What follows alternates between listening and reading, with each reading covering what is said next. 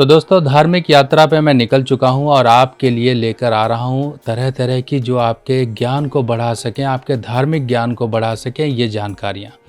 तो सबसे पहले यहाँ पर हम चंडीगढ़ से चले और चंडीगढ़ से यहाँ से ट्रेन से हमारा सफ़र शुरू होता है। और सफ़र उसी तरीके से जैसे ट्रेन में होता है अक्सर कि कहीं कोई मूंगफली वाला आ रहा है, कहीं कोई खट्टी मीठी टॉफ़ीज़ वाला आ रहा है। रास्ते में हम सोचते गए कि वहाँ पर जाके हम किस तरह से अपने इस समय को एंजॉय करेंगे और किस तरह से अपनी धार्मिक ज्ञान को बढ़ाएंगे। क्योंकि देखिए ऋषिकेश और हरिद्वार की अगर हम बात करें तो ये दो ऐसी नगरियाँ हैं जो कि देवगुरु और हमारे ऋषियों मुनियों के तप और जप का स्थान मानी जाती हैं। अगर हम ट्रेन से जाएं तो अलग अलग ट्रेन्स हैं, अलग अलग रूट से चलती हैं। चंडीगढ़ से चलने वाली ट्रेन और अम्बाला कैंट से चलने वाली ट्रेन अलग अलग हैं। हम चले थे चंडीगढ़ की ट्रेन से और पहुँचे सबसे पहले ऋषिकेश। ऋषिकेश जैसे ही हम पहुँचे हैं, ऋषिकेश यानी कि जैसे ही हरिद्वार का एक टाइम स्टार्ट हुआ, एक पॉजिटिव वाइब्रेशंस मन में और दिलो दिमाग में आनी शुरू हो गई। एक धर्म की प्रवृत्ति इंसान के अंदर बढ़नी शुरू हो जाती है। यहाँ का एक एटमॉस्फेयर है, काफ़ी पॉजिटिव एटमॉस्फेयर है। हम पहुँचे ऋषिकेश। ये ऋषिकेश का स्टेशन है, छोटा सा स्टेशन है, पर यहाँ की जो अहमियत है वो बहुत बड़ी है। जगह से कोई लेना देना नहीं है, स्टेशन से कोई लेना देना नहीं है।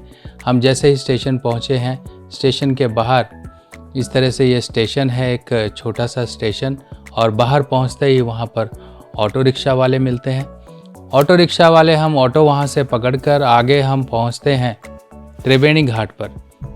अब त्रिवेणी घाट जैसा कि आपको फ़ोटो में दिखाई दे रहा है, ये त्रिवेणी घाट का एक मुख्य द्वार है।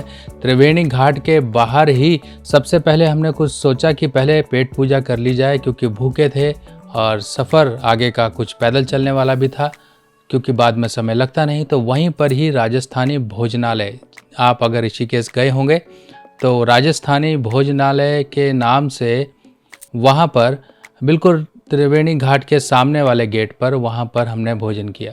और भोजन इतना स्वाद लग रहा था, एक तो भूख भी लगी थी और इतना स्वादिष्ट भोजन जिसकी तारीफ़ जितनी की जाए उतनी कम है। उसके बाद हम रवाना हुए राम घाट की तरफ। राम घाट की तरफ यहाँ पहुँचे हैं। यहाँ पर देखिए बोटिंग वगैरह हमने की है और ये गंगा का निर्मल जल जो दिखाई दे रहा है और सामने जो राम घाट दिखाई दे रहा है और साथ में ये जो राम झूला है, ये राम झूला ही है एक यहाँ की अट्रैक्शन का एक सबसे मुख्य बिंदु। यहाँ पर लोग देखिए किस तरह से राम झूला और ये आसपास की वादियाँ किस तरह से दिखाई दे रही हैं, किस तरह से एक आसमान साफ और जल, निर्मल जल, और साथ ही साथ इतनी पॉजिटिव एयर, यानी कि आपको डिटॉक्स करने के लिए सबसे इम्पॉर्टेंट जगह है। आपके अंदर जो नेगेटिविटी भर चुकी है या फिर किसी तरह से आपके अंदर कुछ नेगेटिव विचार आ रहे हैं, तो आपको ज़रूर ऐसे धार्मिक स्थानों पे जाना चाहिए ताकि आपके अंदर डिटॉक्सिफिकेशन हो सके, आपके अंदर की शुद्धि हो सके। तो यहाँ पर ये जो जल है, जल बिल्कुल निर्मल है। कितनी चौड़ी यहाँ पे देखिए जल का ये बोटिंग होती है और यहाँ पर इतना जल देखकर वैसे ही मन के अंदर एक खुशी होनी शुरू हो जाती है कि जल में क्यों ना तैरा जाए, डुबकी लगाई जाए। अगर आप तैरना जानते हैं तो ज़रूर आप इस चीज़ को एंजॉय करेंगे, नहीं तो कई लोग घाट के किनारे बैठकर भी स्नान करते हैं, मंत्र जप करते हैं, अपने पितरों के निमित्त दान करते हैं। फिर इसके बाद हम पहुँचे हरिद्वार। हरिद्वार यानी कि रात के समय हम पहुँचे। वहाँ पर लोग जनरली जो पहुँचते हैं आरती के समय पहुँचते हैं। आरती का भी एक नियम है, वहाँ पर आप टाइम से पहुँचे। अगर आप जाते हैं आरती देखना चाहते हो तो संध्या काल में 7 बजे के आसपास आरती शुरू हो जाती है, मौसम के हिसाब से होती है। वहाँ पर पहुँचकर सबसे पहले हमने किया दीपदान।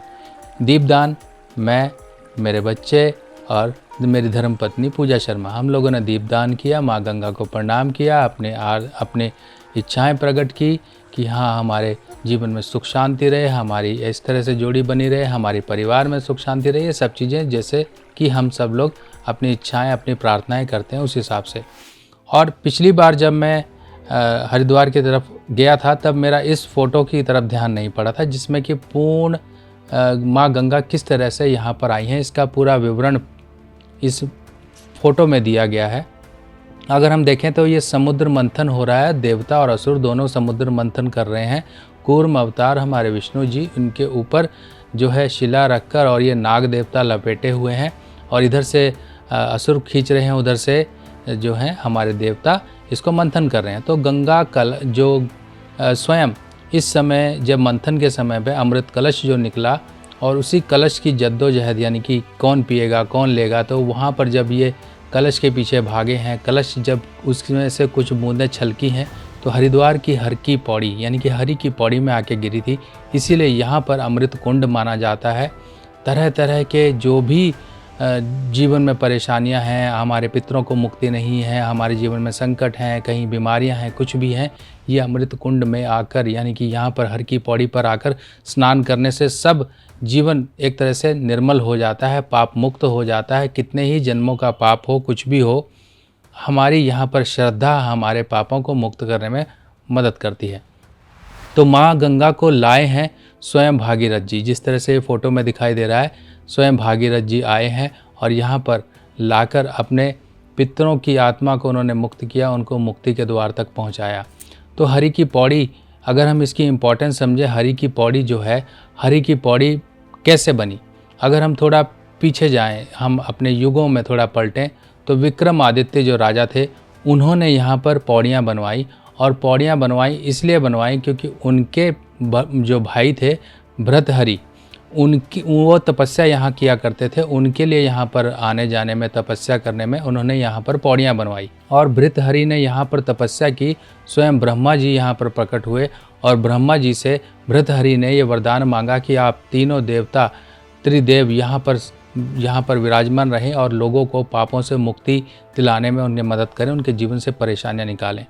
इसीलिए यहाँ पर अमृत कुंड माना जाता है और तीनों देवताओं का वास माना जाता है। और यहीं से शुरू होता है हमारा कुंभ स्नान। जब कुंभ स्नान होता है तो नागा साधु आकर यहाँ पर डुबकी लगाते हैं, इतनी इम्पोर्टेंस है।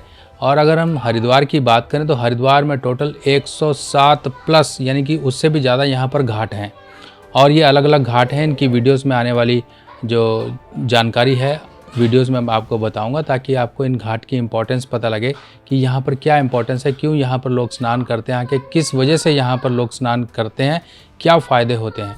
तो इस तरह से हम निकले थे आपके लिए, और भी इस तरह की जानकारियाँ लेके मैं आपके सामने हाजिर होता रहूँगा। तब तक के लिए अपने सुभाष भाई को आज्ञा दीजिए। पर जाने से पहले आप सभी लोगों से ये कहूँगा, कमेंट सेक्शन में नमामि गंगे, जय माँ गंगे, अपने इष्ट देवी या देवता का जयकारा जरूर लगा दीजिएगा। बाकी मिलते हैं नई जानकारी के साथ नई वीडियो में, तब तक के लिए अपने सुभाष भाई को आज्ञा दीजिए। नमस्कार।